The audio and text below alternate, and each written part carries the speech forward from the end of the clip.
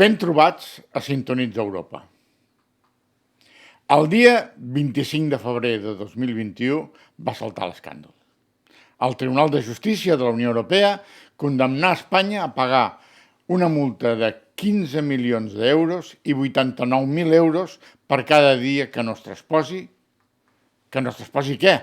La directiva 2016/680 del Parlament Europeu i del Consell de 27 d'abril de 2016, relativa a la protecció de les persones físiques pel que fa al tractament de dades personals per part de les autoritats competents a fins de prevenció, investigació, detecció o enjudiciament d'infraccions penals o d'execució de sancions penals i a la lliure circulació d'aquestes dades, i que hauria d'haver estat transposada abans del 6 de maig de 2018.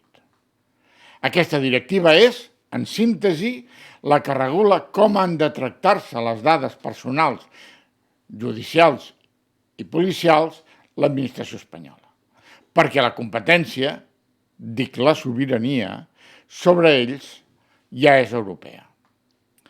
La sanció de la sentència en l'assumpte C-658/19 és extraordinàriament greu i inusual per part de l'Alt Tribunal. Què passa? Ens tenen mania? No, què va.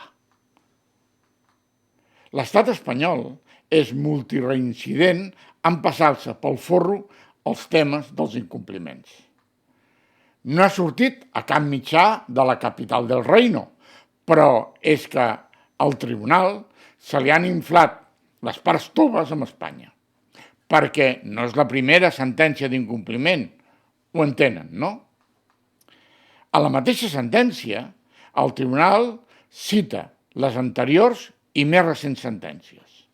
Sentència del 13 de juliol de 2017, Comissió contra Espanya, C-388/16. Sentència de 4 d'octubre de 2018, Comissió contra Espanya, C-599/17. Sentència de 5 de desembre de 2019, Comissió contra Espanya, C-642/18. L'única cosa que va fer Espanya com a reacció és demanar al tribunal, per motius formals, que no es publiquessin les sentències, per un tema d'imatge, de mala imatge, dic jo. El PSOE i el Partit Popular s'estan acusant mútuament del desastre, però en aquest cas no en tenen formalment la culpa. Aquesta norma venia a portar transparència als fitxers més sagrats de l'Estat, als policials i judicials i a l'Exnet, per exemple.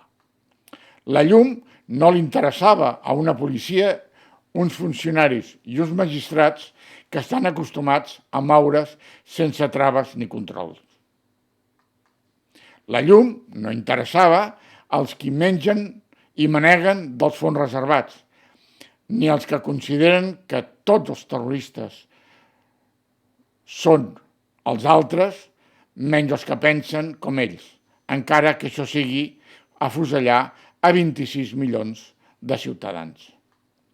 Saben que tenim una agència de protecció de dades que està obligada a complir i a fer complir també amb el dret europeu?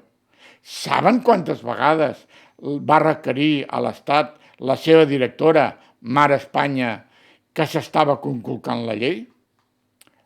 0. Estava molt atabalada en sancionar i embargar a pobres desgraciats.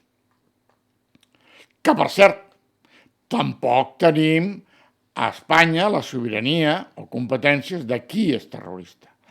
En virtut de la directiva 2017/541 del Parlament Europeu i del Consell de 15 de març de 2017, relativa a la lluita contra el terrorisme.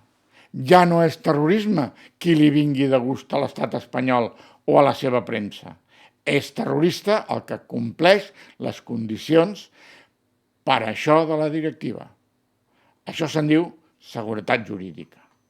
I la resposta d'aquest core cabrejat ha estat enviar el 4 de març en una setmana al Congrés de Diputats un text de llei orgànica de transposició. I com els xulos, transposant-lo en el sentit contrari de la directiva i reafirmant-se en l'obscurantisme. Sense entrar en el fons, perquè és un tema d'un altre moment, és que ha passat tant temps l'administració espanyola marejant la perdiu que aquesta directiva que volen traslladar ara de males maneres ha estat ja modificada a Europa, és a dir, s'han equivocat de text. Es va modificar aquesta directiva expressament en dues directives de les quals ja hem parlat en altres vídeos. La primera és la 2019/1024 sobre el dret d'accés que exigeix més llum i transparència a l'administració. I la segona, la 2019/1937 de protecció als denunciants dels interessos de l'Unió, que obre la porta a la responsabilitat d'aquests grans capitans, d'aquests Fernández de Córdoba, de pega. En fi, de vergonya aliena a Europa. Si el vídeo el consideres interessant, s'agraeix que et subscriguis al canal i que activis la campaneta. Espero les teves opinions. Bona tarda.